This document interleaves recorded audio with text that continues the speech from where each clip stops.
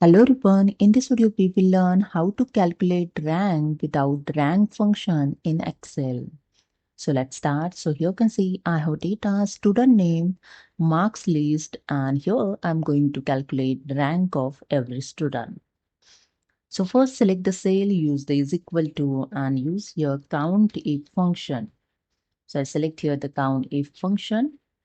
First select the range of data. So I select the range of this marks list.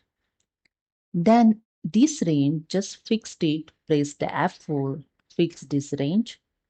Then use the comma in double quote, use the double quote.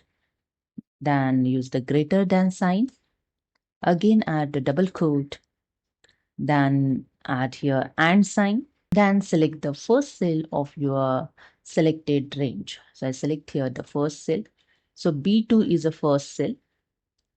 Then bracket close plus and 1 and press the enter, and that's it.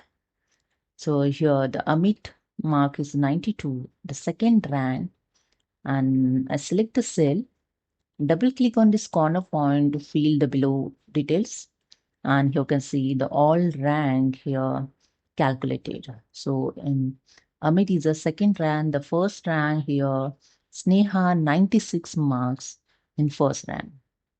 Okay, the last rank is a 10, the 67 marks, Vikram. Okay, so this is the way you can calculate rank without rank function. Hope you understood. Subscribe the channel. Thank you.